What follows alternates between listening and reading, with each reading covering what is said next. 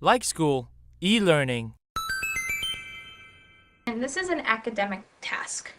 Just like question 4 was an academic task, except this one is a bit different. This one, there is no reading passage. There is only a lecture. And these lectures are often quite long. They'll be maybe 4 or 5 or 6 minutes. And the professor will be talking at a pace that would be acceptable for American college students. So you have to listen very, very carefully and take very, very good notes. You won't be able to say everything in the 1 minute that the professor said in 5. But we have to summarize of it as much as we can of this lecture. And this question asks us to explain how growing opposition to slavery and cultural differences between northern and southern states led to the American Civil War. Now, a civil war is a war, but not between two different countries. Inside the same country, between one group that either wants to secede or come out of that country, be their own country, and the ones who are in power, or it is a revolution. It is a group of people who want to change the government of their own country, but still say the same country. In this case, the southern part of the United States wanted to secede. They wanted to be their own country and have the North be its own country. But the North wanted to stay unified. So first, we need to give some context or a general statement or an introduction about the American Civil War. So the Civil War, CW, is the bloodiest conflict in U.S. history. Bloodiest means the most blood was shed, the most violent, the most people died. This was the bloodiest fight in the history of the United States that was fought on U.S. soil. And the lecture gives two main reasons for that caused the Civil War. And the first was, reason 1, was the growing opposition to slavery in the North. In the South, they relied heavily on slave labor, slavery where one person owns the next. And these slaves would work in the fields, oftentimes. There were field slaves who worked in the fields farming either produce like corn and vegetables or cotton. Cotton was one of the main agricultural products. And there were house slaves, people who worked in your house as servants. In the North, they felt that one man should not own another. That the country was founded on this idea of liberty, that every man being free, and that did not work with slavery. And that doesn't mean that they thought people of African descent, black people, were equal to them, or by any means treat them fairly, but it does mean that they did not think that they should be slaves. Many in the North, it doesn't say this in the lecture, but many in the North felt that instead of having slaves, they should end slavery and send all the African descended people, all the black people, back to Africa. That obviously was a bad solution and did not happen. But in the North, they still felt that the institution, the idea, the practice of slavery was bad.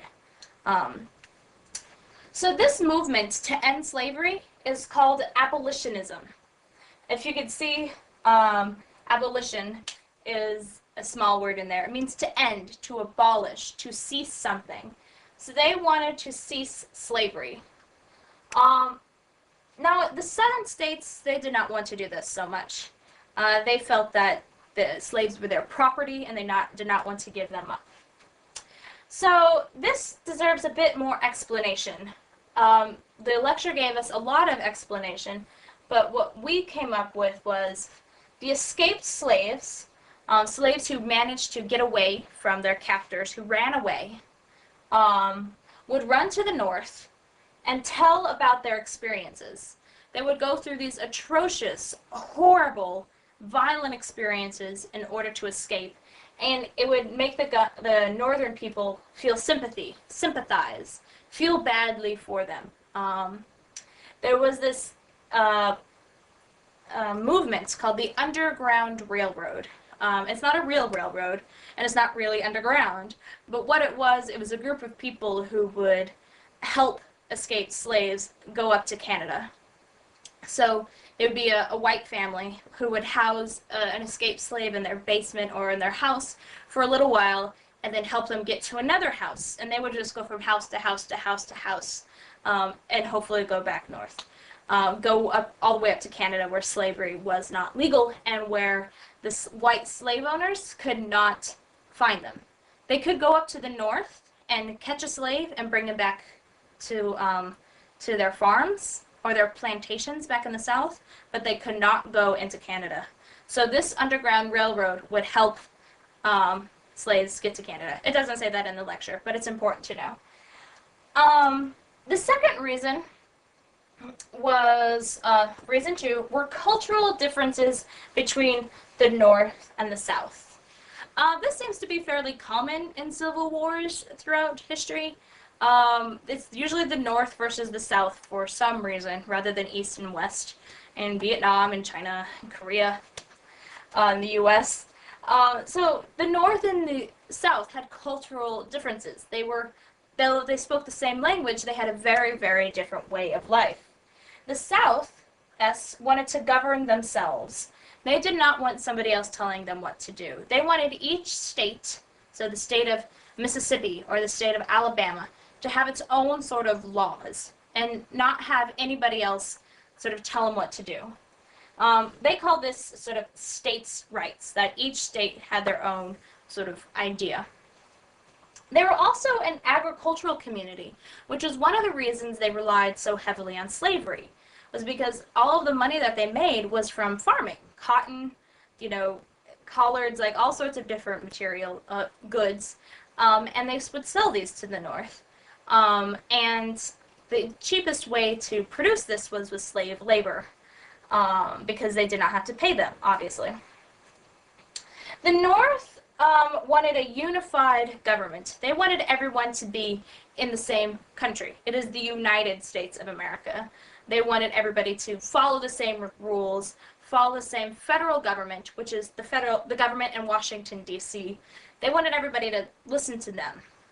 But they also wanted to industrialize the South. And the North, they were very industrial. They made factories, they made guns, they made all sorts of things to sell.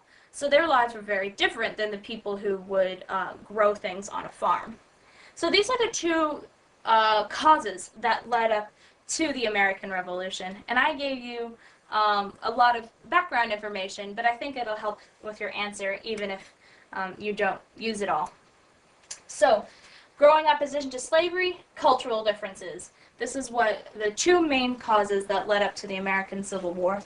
And when you take a look at my answer, you can get a good idea on how each idea is separate and how each idea has its own explanation. So take a look.